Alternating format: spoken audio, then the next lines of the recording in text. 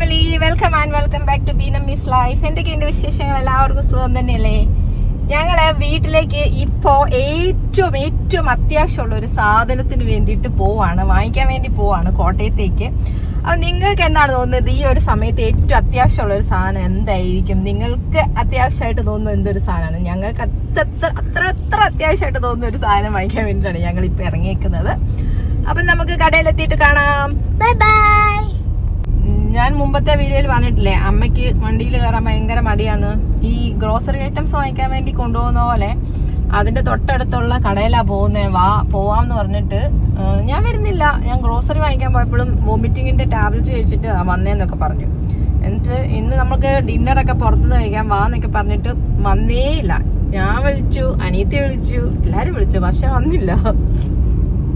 ഞാൻ ക്യാമറയിലോട്ട് നോക്കി എനിക്ക് വണ്ടി ഇച്ചിരി പോലും നോക്കിയിട്ട് വണ്ടി ഓടിക്കാനുള്ള ഇതില്ല കേട്ടോ. നമ്മൾ വളഞ്ഞു പൊളഞ്ഞ വഴി കൂടെ പോകുന്നതുകൊണ്ടാണ് ഞാൻ ക്യാമറയിലേക്കൊന്നും നോക്കാത്തതേ. ഇച്ച വിളിച്ചായിരുന്നു ഓടി അമ്മിനെ? അല്ല, ഞാൻ ഓർക്കുകയും ചെയ്ത് കോട്ടയത്ത് പോകുമ്പോഴത്തേക്കിന് എന്താ അമ്മിനെ വരാത്ത, എന്താ അമ്മിനെ ഒരുങ്ങാത്ത എന്താണെന്ന് ഓർത്തായിരുന്നു. ഇപ്പൊ ഗ്രോസറി കട ആയത് കാരണം അവിടുന്ന് സാധനങ്ങളൊക്കെ നോക്കി വാങ്ങിക്കേണ്ടത് കൊണ്ട് മാത്രം വരുന്ന. നമ്മളെ വിട്ടിട്ടുണ്ടെങ്കിൽ ചിലപ്പം ആവശ്യമുള്ള സാധനങ്ങൾ മുഴുവൻ എത്തത്തില്ലല്ലോ എന്ന് വിചാരിച്ച് മാത്രം വരുന്നതാന്ന് തോന്നുന്നു. അല്ലെങ്കിൽ എവിടെയും വരത്തില്ല. ട്രിപ്പ് പോകുമ്പോൾ വരത്തില്ല. നമുക്ക് എത്ര ആഗ്രഹം ഉണ്ടെന്ന് അറിയാമോ എവിടെയെങ്കിലും പോകുമ്പോൾ കൊണ്ടുപോകാനൊക്കെ, പക്ഷെ വരത്തില്ല. അപ്പൊ ഇതാണ് ഞാൻ പറഞ്ഞ ഇപ്പോഴത്തെ അവസ്ഥയിൽ നമുക്ക് ഏറ്റവും അത്യാവശ്യമുള്ള ഒരു സാധനം. നമ്മളൊരു AC വാങ്ങിക്കാൻ വേണ്ടിയിട്ടാണ് വന്നിരിക്കുന്നത്. നമ്മൾ ഓക്സിജനിലാണ് വന്നിരിക്കുന്നത്. നമ്മൾ ഓൾമോസ്റ്റ് സാധനങ്ങൾ ഓക്സിജനിൽ നിന്നാണ് വാങ്ങാറുള്ളത്. AC മോഡലൊക്കെ നോക്കി എല്ലാം സെറ്റായി കഴിഞ്ഞപ്പോഴേക്കും എന്റെ ഷോപ്പിംഗ് സൈക്കോ അങ്ങോട്ട് ഉണർന്നു. ഞാൻ അവിടെ ഇരിക്കുന്ന സാധനങ്ങളൊക്കെ പോയി നോക്കാൻ തുടങ്ങി. പിന്നെ എനിക്ക് ഒരു ഹെഡ്സെറ്റ് വാങ്ങിക്കണമായിരുന്നു. എന്റെ എയർപോർട്ടിന്റെ ബാറ്ററി ഒക്കെ പോയിട്ട് ഇപ്പൊ എനിക്ക് ഹെഡ്സെറ്റ് ഒന്നും ഇല്ല. അതുകൊണ്ട് ഞാൻ ഒരു വയേർഡ് ഹെഡ്സെറ്റ് വാങ്ങിക്കാന്ന് വിചാരിച്ചു. അപ്പൊ അവരോട് ഞാൻ ഒരെണ്ണം ഓർഡർ ചെയ്തിട്ടുണ്ട്. 1850.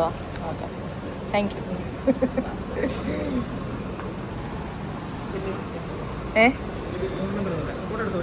ഇല്ലല്ല, ഇത് കഴിഞ്ഞു. അങ്ങനെ AC-യുടെയും ഹെഡ്സെറ്റിന്റെ എല്ലാം ബില്ല് റെഡിയാക്കിയിട്ട് വരാം, നിങ്ങൾ വെയിറ്റ് ചെയ്യാൻ പറഞ്ഞപ്പോഴേക്കും ഇച്ചു അവിടെ ഒരു കമ്പ്യൂട്ടറിന്റെ മുമ്പിലേക്ക് ഇരുന്നു. അവിടെ ഗെയിംസ് കളിക്കാനായിട്ടുള്ള ഓപ്ഷൻസ് ഉണ്ടായിരുന്നു. അവിടുത്തെ സ്റ്റാഫ് അത് എങ്ങനെയാ ചെയ്യേണ്ടതെന്നൊക്കെ അവളെ പറഞ്ഞു കൊടുത്തിട്ടുണ്ടായിരുന്നു. പിന്നെ അവള് കുറച്ചു നേരം ഗെയിം ഒക്കെ കളിച്ച് വന്നപ്പോഴേക്കും നമ്മുടെ ബില്ലൊക്കെ റെഡിയായി. നമ്മൾ പിന്നെ നേരെ വീട്ടിലേക്ക് പോന്നു. മാതാശ്രീ കൂടെ ഇല്ലാതിരുന്നതുകൊണ്ട് ഡിന്നർ പരിപാടികളൊക്കെ നമ്മൾ ക്യാൻസൽ ആക്കിയിട്ടുണ്ടായിരുന്നു.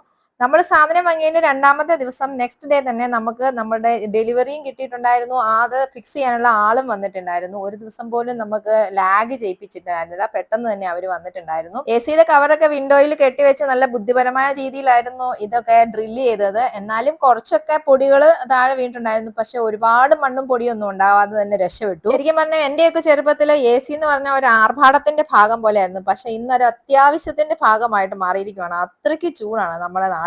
അപ്പൊ ഞങ്ങൾ ഇത്തിരി തണുക്കട്ടെ. നിങ്ങൾക്ക് ഈ വീഡിയോ ഇഷ്ടപ്പെട്ടിട്ടുണ്ടെങ്കിൽ ലൈക്ക് ചെയ്യാനും കമന്റ് ചെയ്യാനും മറക്കരുത്. സബ്സ്ക്രൈബ് ചെയ്യാത്തവരൊന്ന് സബ്സ്ക്രൈബ് കൂടി ചെയ്തേക്കണേ. Thank you for watching.